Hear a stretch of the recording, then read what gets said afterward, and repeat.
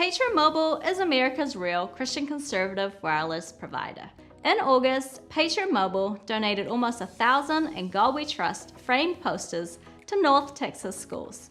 As a Christian conservative company, we're proud to be part of the movement to bring God back into our public schools. I surmise your capacity to reason has been compromised by your cultural indoctrination. This is to be expected. Please depart.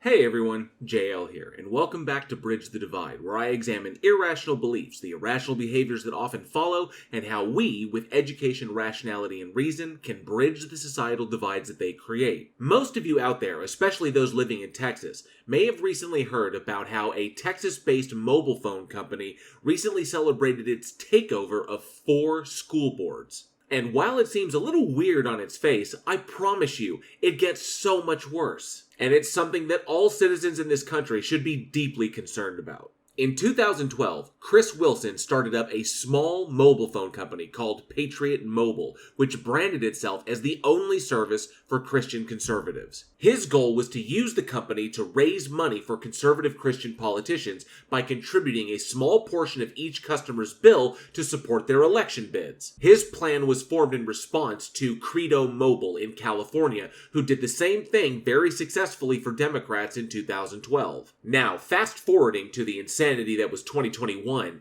Steve Bannon declared on his podcast during an interview with current Patriot Mobile president Glenn Story that the path or key to unlocking the salvation of the nation was simple: capture the school boards. Around the same time in 2021, Texas Governor Greg Abbott quietly passed Senate Bill 797, which made it a legal requirement for schools to conspicuously display the nation's motto, "In God We Trust," but only if such a framed print or poster was donated to the school or purchased with private donations made available to the school. And in 2022, numerous schools in Texas suddenly received large donations of the framed posters to be hung not only in their administration offices, but in every building on their campuses. This event was followed up by the news that Patriot Mobile Action, a Texas PAC created by Patriot Mobile, had used its funding platform to wrest control of 4 school districts in Texas, along with their promise that this takeover was only the beginning of their mission to put God back in schools and ban books that they believe spread LGBTQ ideologies and critical race theory, despite many of them probably still hiding in the closet and none of them being able to really articulate what CRT actually is, but mostly because they seem to have forgotten that the systematic destruction of information is usually committed by parties who are somewhat fearful of what that information has to say about them and their agendas.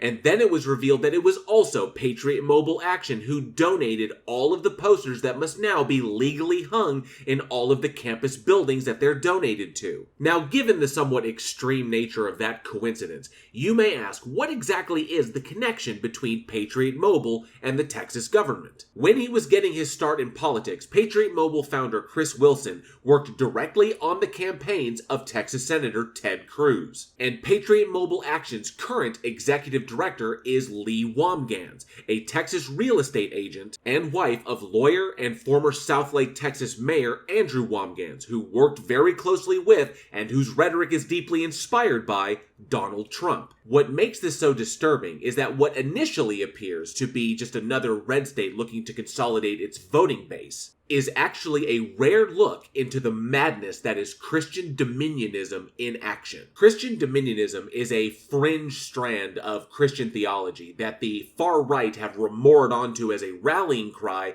to save America from the godless heathens of the left. They assert that Christians are called on to dominate the 7 key mountains of American life, including business, media, government, and education. In their eyes, as often espoused by Pastor Rafael Cruz, father of Senator Ted Cruz, the separation between church and state was initially intended by the founding fathers to be a one-way wall, in that government can never influence religion, but and flying in the face of everything that Thomas Jefferson espoused about the wall of separation, Religion should absolutely influence the government, spearheading their efforts by blatantly misrepresenting the nationwide movements for gender equality, LGBTQ representation, and critical race theory as a spreading of child-endangering agendas, LGBTQ ideologies, and attacking the notion of Christian American exceptionalism. These Christian nationalists seek to rile up the ignorant, bigoted, and fearful religious zealots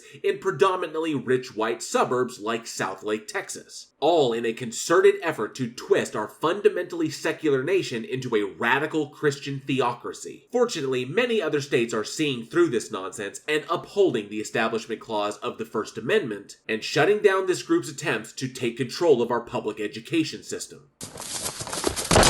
Oh, shit! And with the hotly contested race for governor of Texas between Abbott and Beto O'Rourke being decided this November, Texas may finally get its opportunity to join the ranks of many other states who value the upholding of the Constitution over the individual power their positions afford them, which means voting has become the bare minimum of what any citizen in this nation must do. They must also become involved in our political process so that we can protect it. Because if history has taught us anything, it is exactly what happens to detractors and non-believers when an extremist religious organization is allowed to wrest control of the government from its people. Thank you all for watching. I hope you enjoyed the video, and if you did, please like, share, and subscribe, and hit that bell for notifications. And be sure to leave a comment below. I love reading your responses, and those interactions help with the dreaded algorithm. Don't forget, October is Breast Cancer Awareness Month. A link in how you can support these efforts is down in the description. And if you love scary movies, be sure to check out me and my filmmaker friends over at the Week in Horror podcast, now in our 4th season. Everything you need to become a channel member here, get yourself some official Bridge the Divide swag, support the podcast, or vote for me in the Face of Horror contest is down in the description below.